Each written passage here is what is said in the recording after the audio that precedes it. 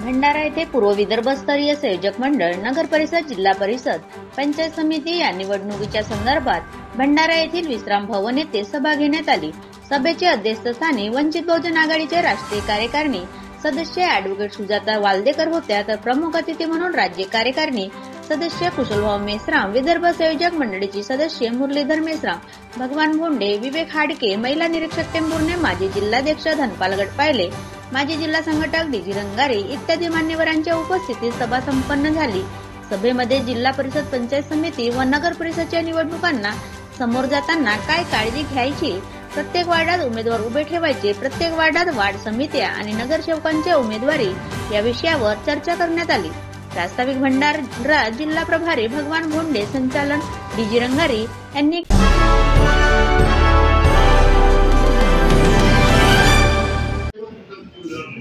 निरीक्षिका महिला जिल्हाध्यक्ष कार्यकर्ते पदाधिकारी सन्माननीय क्रांतिकारी स्थानिक स्वराज्य संस्थांच्या निवडणुका ह्या आता नोव्हेंबर मध्ये वगैरे होती, ऑक्टोबर नोव्हेंबर या दरम्यान होती आणि त्यानुसार साहेबांच्या आदेशानुसार हा दौरा आपण निश्चित केला आहे। सर्वात आधी आम्ही वर्धा जिल्हा घेतला। वर्धा जिल्ह्याला देखील मागच्या 1.5 वर्षापासून कार्यकारिणीने लक्षात घ्या, पण तरी सुद्धा एका मंगल कार्यालयामध्ये तो अतिशय व्यवस्थित असा मेळावा पार पडला आणि कार्यकारिणी नसताना इतकं सुंदर आयोजन त्यांनी केलं, हे खरंच अतिशय स्तुतिप्रिय होतं। तशीच अपेक्षा मला भंडारा जिल्ह्याकडनं पण होती, कारण चंद्रपूर जिल्ह्यात पण सेम सिच्युएशन आम्ही पाहिली। त्यानंतर गडचिरोलीला मी काल गेले नव्हते आणि आज भंडारा असो तरी मासिक बैठकीच्या तुलनेत बरीच संख्या आज इथे उपस्थित आहे। त्यामुळे सर्वप्रथम मी तुमच्यासाठी जोरदार टाळ्या म्हणतो। लोकसभेत आणि विधानसभेत काय झालं हे सगळ्यांना माहिती आहे, सगळ्या जिल्ह्याचा तो इतिहास, त्याच्यामध्ये त्या बाबतीत विशेष चर्चा या ठिकाणी कुठल्याच पूर्वसंयोजकांनी देखील केलं नाही आणि मी देखील करणार। पण एक आवर्जून या ठिकाणी मी तुम्हाला सांगू इच्छिते की लोकसभेचा आणि विधानसभेचा उमेदवार हा निवडण्याचा अधिकार फक्त आणि फक्त श्रद्धेय बाळासाहेब आंबेडकरांना। तत्पूर्वी बाळासाहेब नेहमीच एक आढावा घेण्याच्या प्रयत्नात असतात की कुठल्या जिल्ह्यातनं मला कुठल्या उमेदवारांचे नाव येतात। मग ही जिल्हा कार्यकारिणीची जबाबदारी बनते की आपण आपल्या जिल्ह्यातनं कोणते उमेदवार पाठवतो आणि ते उमेदवार जर साहेबांपर्यंत पोहोचत नसतील सहकारी हाडके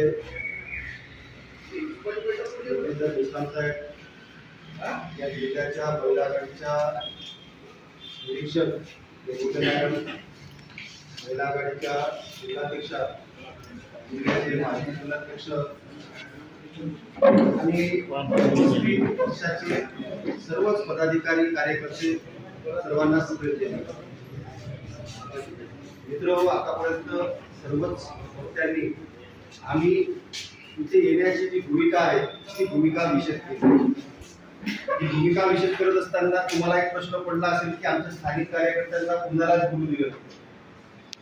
तर पूर्व विदर्भाचा दौरा ठरत असताना पूर्व विदर्भाच्या बैठकीमध्ये अगदी स्पष्टपणे ठरवण्यात आलं की कोणत्याही स्थानिक पदाधिकाऱ्यांना बोलून तिथली ती बैठक चुकीच्या मार्गाने जाऊ नये आणि म्हणून मग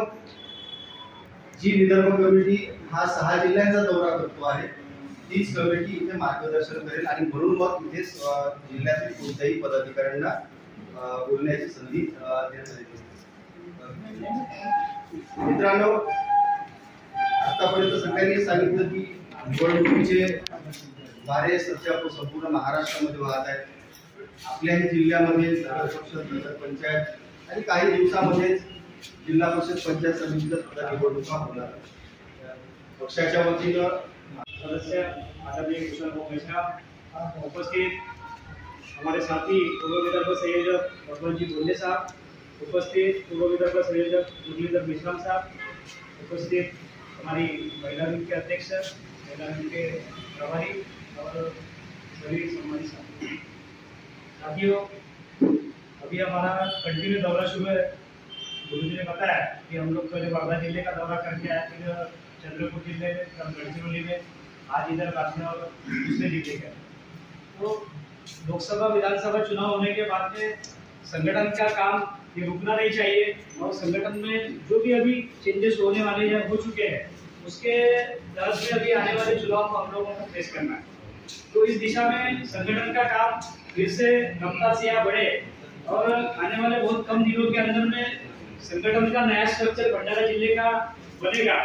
और इसमें जितने भी तालुका है, जितनी भी विधानसभा कमेटियां हैं, उन लोगों को साथ में लेके उन लोगों को आगे बढ़ना है। गुरु जी ने बताया कि लोकसभा विधानसभा का मामला वो